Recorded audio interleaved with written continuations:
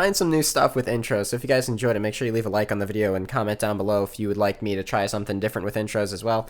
For the content of the video this week, we're going to be working on that aviancy task, which means we're going to be doing some Arma. But before that, I'm going to make some staminas and do some raids with my friends. Alright, first raid back. Mr. Suko got a drop. Dins. Huh. Unique? Yes? Yes. Hog! Wait, we've had like 3 dins in a row now, haven't we? Yeah. Wait, wasn't it Kurt's, then Sam's, now Suko's? You guys have all gotten dins in a row? We got another drop, and guess who? It's for Kurt. So, I remember mentioning people are going to start to notice a trend of Kurt getting all the drops. Is it a unique? Probably an arcane. Come on. Oh. Oh, okay. Wait, is that a unique? No, but it's pretty juicy. That is pretty nice. And the last chin I need to catch, there it is, 83 Hunter. Like I said, this does now let us catch Dragon Implings, which is something that might actually come in handy for the future. Don't let it try. There we go, extra chin. I should have enough chins for this task. I should have more than enough, actually. So the first thing I'm going to do is I'm going to go practice on my main. I'm going to figure out a gear setup for this and try and get back into the rhythm of Arma, and hopefully not DC. A bit painful since this is the first time I've had to actually recharge a crystal seed, but I decided to go ahead and get a full crystal shield because the one I have left is almost gone. I don't want to take any risks with that. I'd rather just have a nice full one so it doesn't break on me in the middle of the task.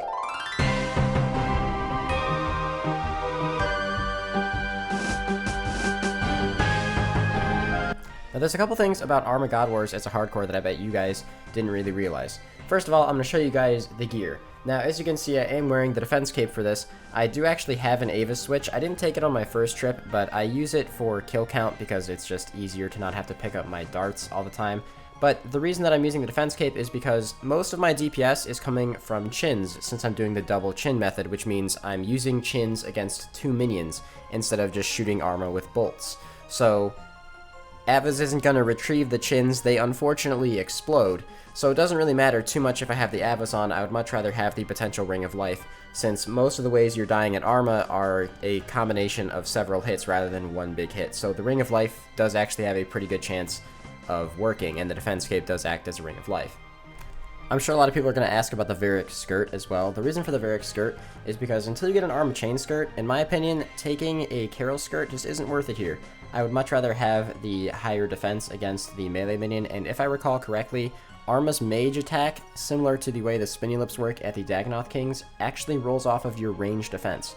So by having higher range defense, I actually have even more defense against Arma's mage attack. The second thing that I bet you guys didn't realize that you've probably noticed in the background by now, you don't get Ecu keys as a hardcore, so you have to get kill count every time. And not only that, but since Arma is an aviancy task, you don't want to kill aviancies for your kill count, so you have to kill spiritual creatures every time. Not pleasant at all. Now, the only remaining explanation to give is how I actually kill Arma. Now, I'm sure you guys have seen tons of other YouTubers and there's more in-depth videos on this, but this is called the double chinning method. The reason I do it is because red chins are substantially weaker than black chins. I want Arma to die as fast as possible, and I'm willing to hunt extra chins to do so. It'll also make my trips a little bit longer.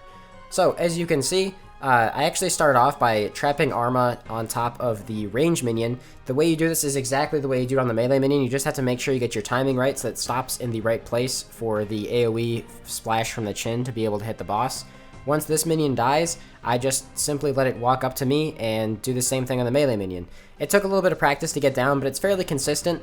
The only frustrating thing about this method is that sometimes Arma will take a long time, or Kriar will take a long time to actually move to get in the right position where you can stop it. Sometimes you'll throw the chin a little bit late, and then you have to just say screw it and let it walk up to you. And then, of course, sometimes, you know how this game works, things will just spawn in slightly different spots, and those slightly different spawn spots can actually make it impossible to do this method properly. But as you can see, this was a pretty smooth kill. I didn't take too much damage. The boss died fairly quickly, and that's it. That's how most of my kills went. This was a really smooth one. Sometimes you take a lot more damage, and sometimes you get the frustration right here of having the range minion respawn at the end. But it's fast, it's effective, it works pretty well. I also want to point out that a lot of you guys know that I'm not a big fan of third-party client features, but Arma scares the crap out of me, so I decided to actually start using boss timers here, especially. This is the first time I've ever actually used boss timers, but Arma scares the crap out of me, so yeah. That's the task done right there. 41 KC. I didn't die. Pretty proud of that. Getting much more comfortable with the method. A lot of you guys are probably going to notice I don't really record a whole lot during boss tasks unless something important happens. Because, I don't know, I guess I'm kind of used to being in the end game and now I'm kind of back here again. So yeah, the only time you'll see me recording clips at bosses is generally going to be if something important happens. Like the end of the task. Hopefully we don't go as dry here as I did on my regular iron, which is over 1000 KC, but we aren't even at the rate for an item yet, so I'm not frustrated at all. Let's go get a new task. Well, this is one of the things that's on the no skip list. Big ol' Abyssal Demon task. The only reason I'm not skipping these is just because I want to build up extra whips, and the Superior is pretty good. Doing a little fishing in the background while I AFK and work on editing and whatnot, and 88 fishing coming in here at the Anglers. Pretty nice. I'm actually going to show you guys really quickly how many anglers I have in the bank because it's pretty crazy. This is my general go-to thing when I'm playing games with my friends or editing, so I actually end up doing this a lot, and we are now currently up to, let's go ahead and see, 6,449 raw anglerfish. Quite a bit. I don't know exactly where I'm going to end up using all of these, but I'm probably going to go up to maybe about 10,000. I assume that'll last me probably a while, and I'm probably going to burn about 20% of them anyway. And then I might go do some other AFK stuff, like maybe start training woodcutting or mining or things that might end up being a bit more useful. Well, this is exactly why we continue to do Abyssal Demons, picking ourselves up, I believe, the 7th potential whip in my stack. So, very nice. Very, very nice. Apparently, my Abyssal Demon luck is actually freaking ridiculous. That is my 2nd whip of the task. I'm pretty sure I have like 8 or 9 whips and probably like, I know I have less than 3000 KC, I actually just checked. So yeah, that's pretty freaking lucky, man. I mean, honestly, if I get to a big enough stack of whips, I might actually add Abyssal Demons to the list of things being skipped for a while, just because I don't see myself very quickly going through 10 plus whips. I don't think I've ever gone through more than 10 whips on my regular Iron Man, so might be something that gets put there pretty soon, actually, with the rate that we're getting these. Before I go and do anything else, I actually want to unextend Abyssal Demons, just because instead of adding them to my skip list, I figure it just makes more sense to unextend them. I have 8 whips right now in the bank. My 10th whip's almost gone, so even if we say I have 7 extra whips, that's still plenty for quite a while. These aren't quite as important as whips in terms of stacking them up, but picking up our 2nd occult necklace, very cool. Decided to head on over here to the Kraken Boss since I got a task. And this is exactly why we are doing this. Kraken Tentacle number 3, I believe now. So 7 more until we can imbue our Trident. Doesn't really mean much. It's more of a cosmetic thing, but figured I might as well go for it. Well, cosmetic's not the right word. It's more so quality of life, but still. What a task, dude. A full Trident in the seas. This is actually amazing, not because I really need a full Trident or anything like that, but because I can just siphon the runes out of that, and that just makes everything that I've gotten off this task purely profit. So I actually profited runes doing a Kraken task. That is amazing. Oh my god, dude. That's freaking hilarious. What a Slayer task. What a Slayer task, dude. Oh my god. Well, there's another new pet to the collection. I mean, obviously it's a pretty cookie cutter pet, but that's actually hilarious. Insanely lucky on this pet too, 754 KC. I was looking away from the screen, I look back, I just see this little thing slide out from under me. That is awesome. Just to keep up with tradition from a couple videos back, I'm sure you guys remember, let's go ahead and just talk to our pet Kraken and just see what he says. Now, just like the Jad pet, I have no plans on insuring this because there's not really much of a reason to.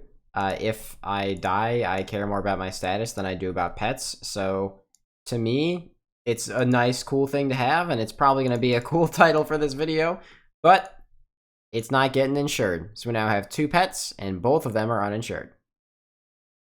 The Slayer luck certainly is interesting this week. Abyssal Head coming in on like 3000 KC or something. Nice.